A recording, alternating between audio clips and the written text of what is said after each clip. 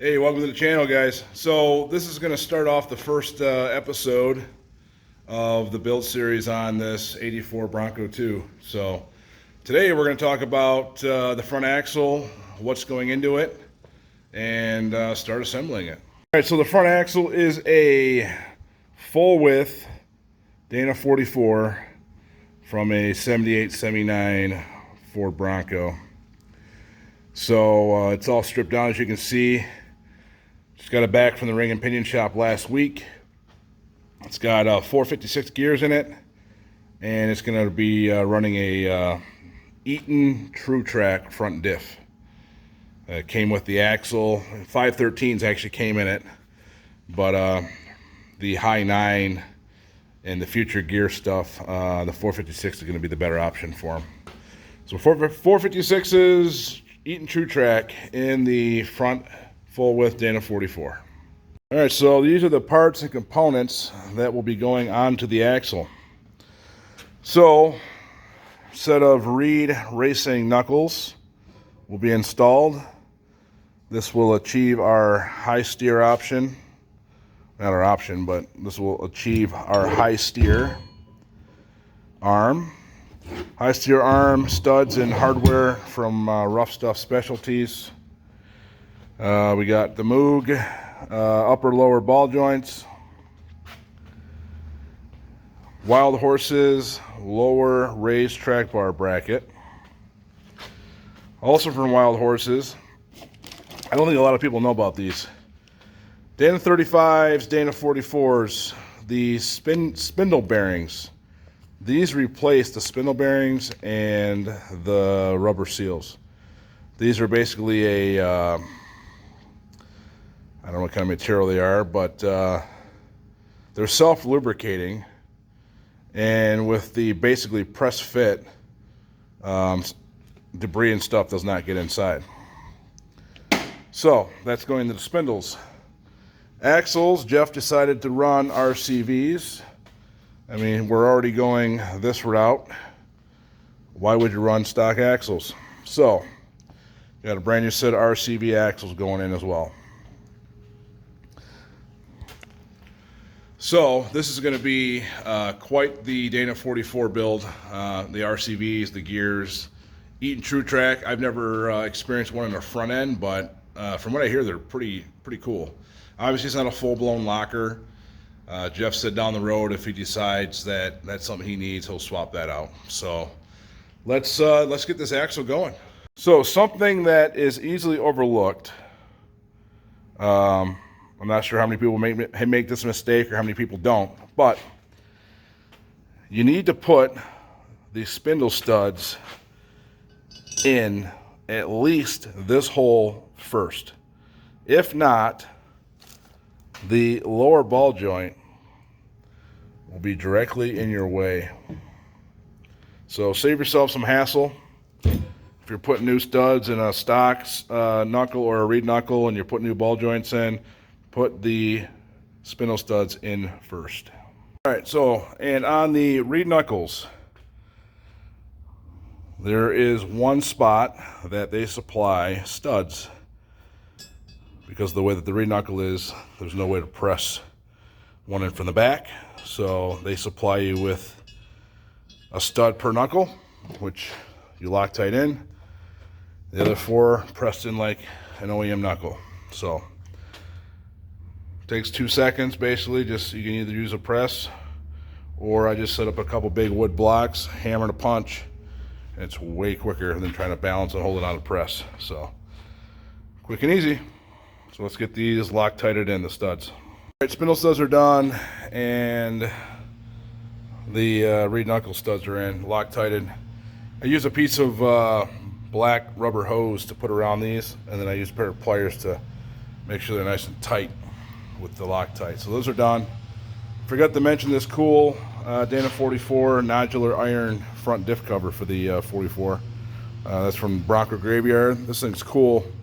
Looks cool, super strong, and it's really nice. It has a drain plug on it.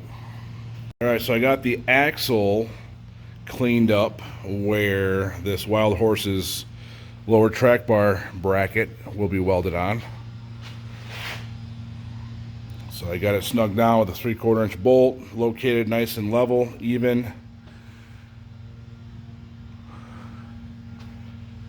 Everything's clean. A lot of people don't talk about, you know, when you get brackets and stuff from the store, you know, from like Rough Stuff or Barnes 4-wheel drive, Ballistic Fab, etc. Nobody ever talks about the coating that comes on the parts. I always like to clean the edges where I'm going to weld. I don't know how big of a difference that makes, but for me, the shinier the metal, the better it welds. All right, so I'm gonna start tacking this thing in place. Like I said, this bolt is locked down. This thing's all fixed where I want it. That's a rear gusset. And Wild Horses goes one step further. This is like 3/8 thick, not 1/4 inch. So super cool. All right, got the majority of the back done. Up and around the side. So normally there's like a bolt, or I don't know if it's a bolt or stud that comes from the factory. So normally you just take that and you cut it off just so you have a little bit of something to plug weld. So that was missing on this axle. So I just took a 3/4 inch bolt, cut it down the lengths. Still hot. Now I'll just plug weld that, weld the back just for added strength. Hit this bottom seam and then get this rear gusset put in. All right, the Wild Horses lower track bar brackets on. See, that was plug welded, grounded smooth. Thing is welded.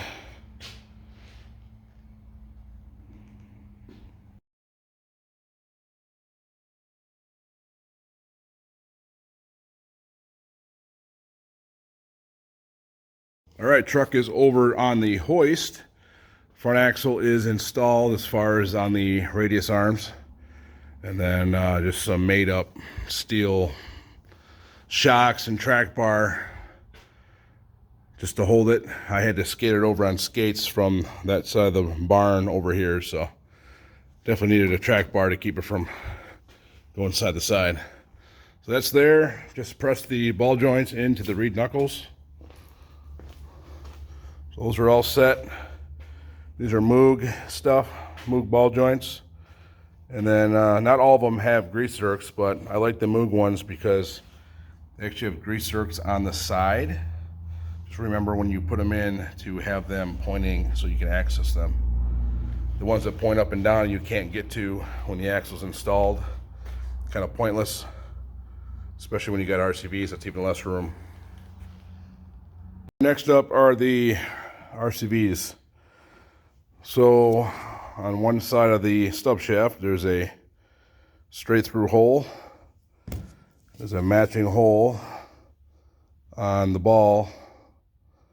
So you spline it in so the hole lines up. And you got a dowel pin per. And then there's a little C-clip that'll go on this end of the long shafts. The boots will go on here, and then with the C-clip they will snap into the knuckle here. And there's a little trick when you go to put these on from the shaft. It's a real tight fit. You slip a zip tie to let the air escape, and they pop on with a little bit less force. So let's get this done. All right, the outer stub shafts are installed. Little pins, all set. Got the orange boots slid over the long shafts. C-clips are installed. Now it's time to get these things lined up to push in. All right, got the short side assembled. Little trick I did here. So I got a piece of 2-inch OD tube, quarter wall. The axle fits down perfectly. The bottom of the orange boot fits on it, very secure. Insert a zip tie to release the air. Spray down with WD. Take soft orange mallet and it will go right down. All right, so because of the size of the boots around the bells, at least on the Ford Dana 44s, you do have to come through and flap disc the lower ball joint threaded stud down flush with the top of the nut. Otherwise the orange plastic boot will wear on that. It's not thick enough to like wear it in half, but you're better off just flap disking this down, giving it clearance, and not creating any extra wear. And RCVs are in, so it's not going to sit perfectly because the spindle's not on, but you can see how tight it is, but there's clearance, so no rubbing. Now for the spindles. Next on the list, let's talk about the spindles, spindle bearings. So we're going to take those out and put in these soft lubricating extreme bushings from Wild Horses 4x4.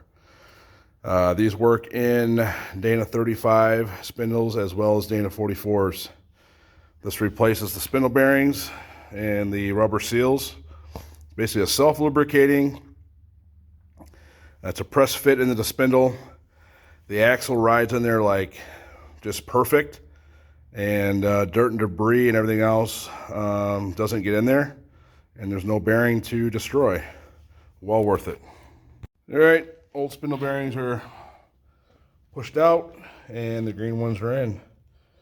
I'm sure there's a proper tool for this, but I took a 1/2 inch bolt with a 1/2 inch grade 8 washer, ground it down so it's just small enough to fit inside the spindle, and then it goes in, and then the washer catches the inside of the bearing, and you can pound it out that way. If this was another 4 to 5 inches longer of a bolt, it'd be the perfect tool. All right, so this is going to conclude the building of the axle. Again, it's got 456 gears inside with a Eaton trutrac differential. It's got a nodular iron Dana 44 cover, RCV axle shafts, Reid knuckles, everything that I just covered in the video. So we will go from here. So I tried to make the first episode as short as I could. I know there's lots of details, lots of steps. I tried not to, cover too much of the basic stuff. Just want to kind of highlight all the special aftermarket upgraded parts, I guess. So like, subscribe. There's going to be a lot more coming. So episode 2 will probably be out in a week and a half, 2 weeks from now. And let's continue this sweet build. It's already looking good.